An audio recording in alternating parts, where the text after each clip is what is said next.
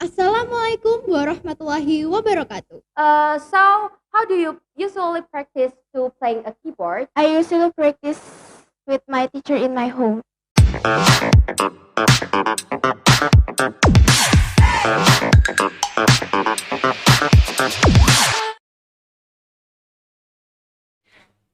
Assalamualaikum warahmatullahi wabarakatuh. Welcome back to MTsB Podcast. Kita nih cakep. So, Cleona, do you know what's the theme of today's podcast? Of course, Raisa. So, guys, for today's podcast, we are going to talk about how to have effective learning. So, without further ado, let's get straight to it. Okay, Raisa, do you know how to have effective learning? Okay, an objective of learning is to create a comfortable atmosphere, summarize the main points of learning, study together, certain or modify the resemble of the name of something, learning by practice, study regularly but don't take too long, and finally, we have to understanding, not memorize. Wow, it turns out that there are lots of ways to study effectively, right, Raisa? Absolutely. And do you guys know what is the definition of study effectively? So I will explain to you what is the definition. Effective studying means an orderly, continuous, thorough, and productive way of studying, namely producing intelligence, knowledge, skills, forming good and responsible mental and intellectual attitudes. In addition, for objective of effective learning are in order to gain intelligence or knowledge effectively, and then to encourage and support the student to understand the material, and last is to add the learning capacity in the minimal time. And Cleona, how long it does to take a study effectively? Wow, that's a really interesting question. So, guys, the effective time of studying effectively is just around several hours, between half to 1 hour. Okay, Cleona. As we know, many school children that study more intensely when they has some school exam or face test. That's right. They could be in the room just studying for up to a few hours. And yes, that's right, Raisa. But however, if we study up to several hours, it can cause some certain effects.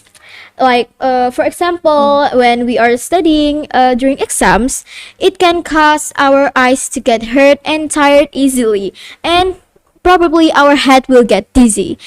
And learning by education experts and children is considered to be very ineffective.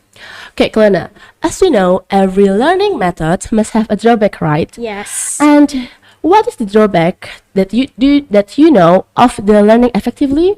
So, from what I know, study effectively has many advantages.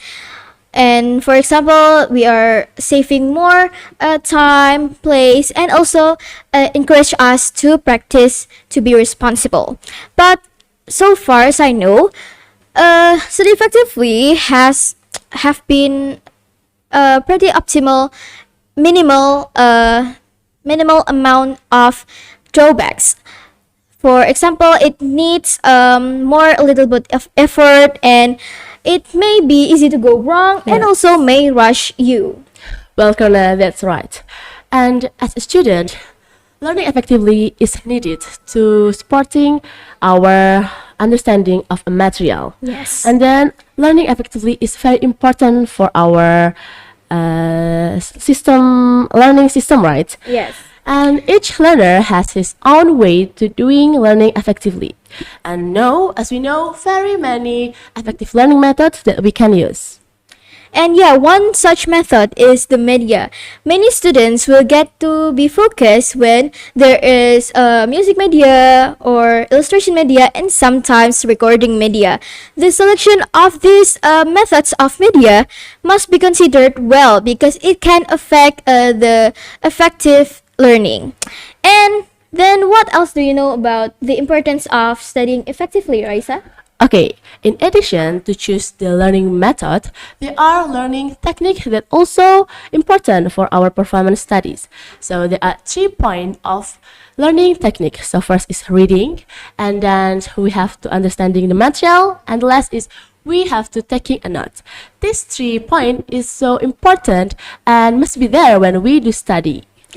Yes, and it can also be concluded that when we are studying effectively, it also affects the student's souls, because when we are studying effectively, the sense of independent and responsible is improved in ourselves. So it can be concluded that study effectively has pretty much impact on our soul. Okay, dear friend, study effectively is very necessary and important for a student.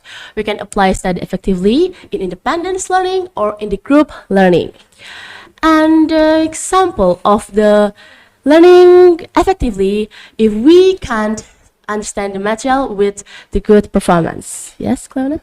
And we as students must also eliminate or avoid things that interfere our study, especially when we are doing study, when doing exams, or when we are doing our homework. For example, many students will not get focused when there are cell phones around them, because cell phones, there are many obstacles, right, when they are ringing or games and such things. So we have to avoid that. And when we are avoid that thing, it affects us great, because there's pretty much different things.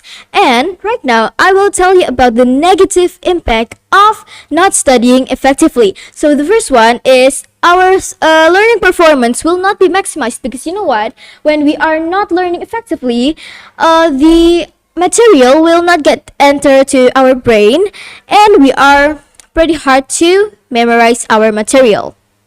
So friends, as we know, study effectively is very important and needed for our performance studies, because studies without effectively will have a bad impact for us.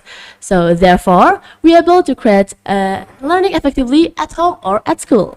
And based on our discussion earlier, it can be concluded that we have to do learning effectively, because it was really necessary for us as a student.